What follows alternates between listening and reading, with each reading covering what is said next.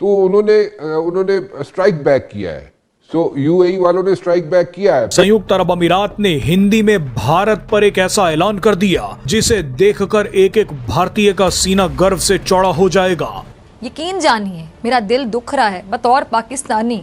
भारत एक सच्चा बहादुर सहयोगी है जो दुनिया को अपना असली रूप दिखाएगा.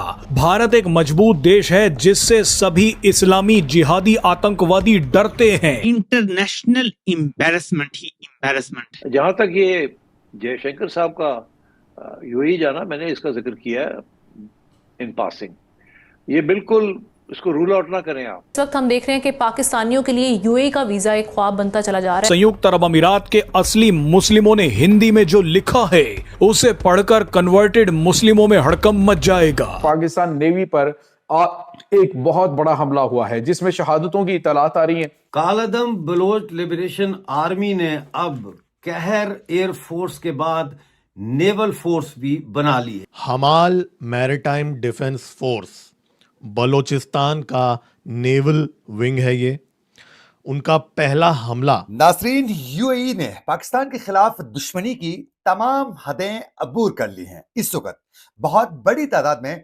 पाकिस्तानियों को डिपोर्ट करने के हवाले से एक बहुत बड़ी डेवलपमेंट मौसूल हो चुकी है. महाज जो नया खुला है वो पाकिस्तानी सरहद से काफ़ी दूर है और बहुत हैरत कर देने वाला एक मामला है. मामला ये है कि मुत्तहिदा अरब इमारात से कुछ मनफी इशारे मिल रहे हैं. नमस्ते दोस्तों, जय हिंद. हिंदुस्तान स्पेशल में आपका स्वागत है. दोस्तों, भारतीय विदेश मंत्री एस जयशंकर के अबू धाबी दौरे के बाद संयुक्त अरब अमीरात के दिग्गज अमजद ताहा ने कहा है कि भारत एक सच्चा और बहादुर सहयोगी है जो दुनिया को अपना असली रुख दिखाएगा. भारत एक मजबूत देश है जिससे सभी इस्लामी जिहादी आतंकवादी डरते हैं. इसके अलावा उन्होंने पाकिस्तान को आड़े हाथों लिया. दरअसल मध्य पूर्व में चल रहे संघर्ष की वजह से वैश्विक तेल और गैस आपूर्ति श्रृंखलाओं में आई रुकावट को देखते हुए भारत ने एक विशेष कूटनीतिक पहल शुरू की है. इसका मकसद ऊर्जा आयात को सुरक्षित करना है. ईरान और अमेरिका के बीच युद्ध की वजह से हार्मोज स्ट्रेट से जहाज गुजर नहीं पा रहे. भारत ने यह कदम करीब 40 दिनों तक चले युद्ध के समय उठाया है. इस दौरान नई दिल्ली ने तेल और गैस आयात को फिर से शुरू करने को प्राथमिकता दी है. इस पहल के तहत भारत ने प्रमुख ऊर्जा उत्पादक कतर और संयुक्त अरब अमीरात शामिल हैं. उनके साथ सीधे कूटनीतिक संपर्क स्थापित किए हैं. महाज जो नया खुला है वो पाकिस्तानी सरहद से काफ़ी दूर है और बहुत हैरत कर देने वाला एक मामला है.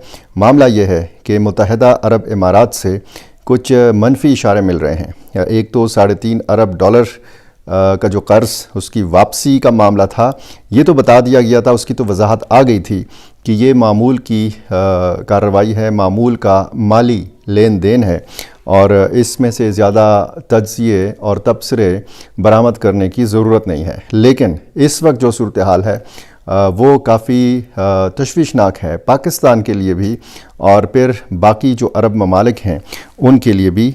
अलबत्ता अफ़गानिस्तान से मस्बत इशारे मिल रहे हैं. कुछ ऐसी चीज़ें पोस्ट हो रही हैं कि जिससे पता चलता है कि मुज़ाकरात जो इस्लामाबाद में हुए हैं इससे मुत्तहिदा अरब इमारात या उसकी हुकूमत या उसके फ़ैसला साज जो हैं ये खुश नहीं हैं.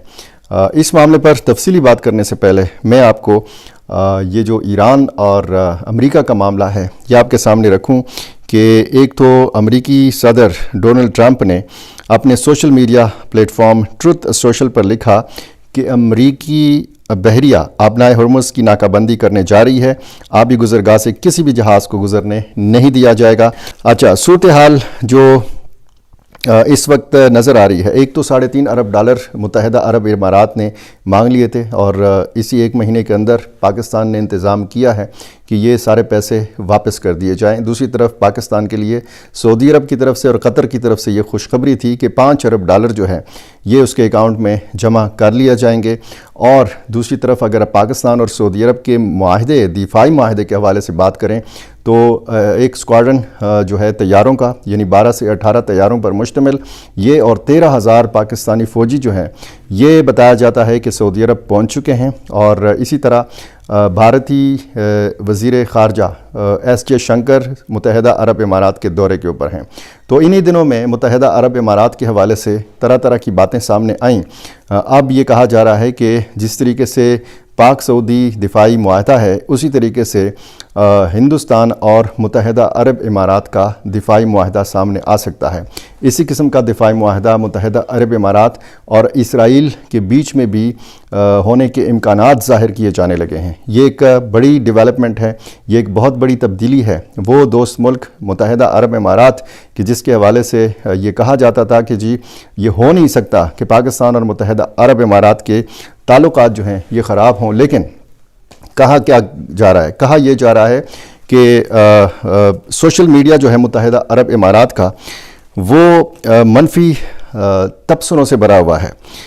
یہ عربی زبان میں یہ تبصرے ہیں، اور بتایا جاتا ہے کہ پاکستان نے اسلام آباد میں امریکہ ایران مذاکرات میں متحدہ عرب امارات کو نظر انداز کر دیا تھا، مدعو نہیں کیا، جبکہ مبینہ طور پر سعودی عرب اور مصر کے مبصرین جو ہیں ان کو اسلام آباد میں مدعو کیا گیا تھا۔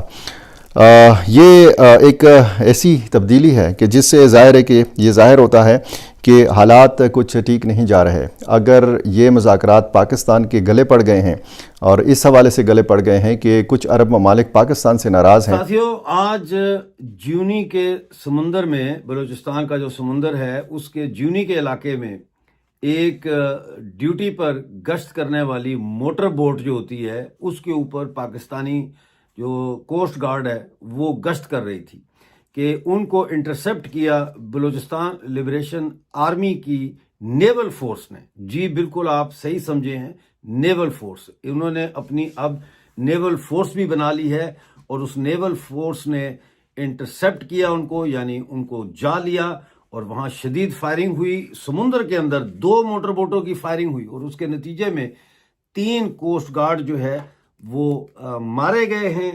ان کے میں نام بھی آپ کے لیے لے کر آیا ہوں: نائک افضل، سپاہی جمیل اور سپاہی عمر۔ یہ 3 جو کوسٹ گارڈ ہیں یہ ہلاک ہوئے ہیں۔ بی ایل اے نے حملہ کیا ہے گوادر کے علاقے جیونی سمندر میں، پاکستانی فورسز کی جو بوٹ تھی اس پر حملہ ہوا ہے، 3 پاکستانی کوسٹ گارڈ اس میں مارے گئے۔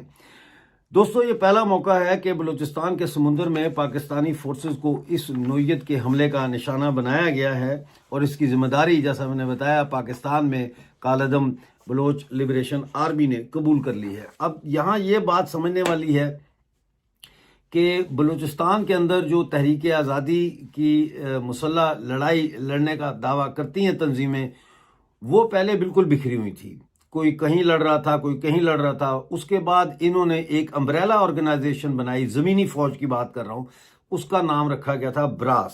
اس میں B L A, B L F, Republican Guard اور بے شمار اور عسکری تنظیمیں شامل تھیں، اور انہوں نے پھر کوآرڈینیٹڈ اٹیکس شروع کیے۔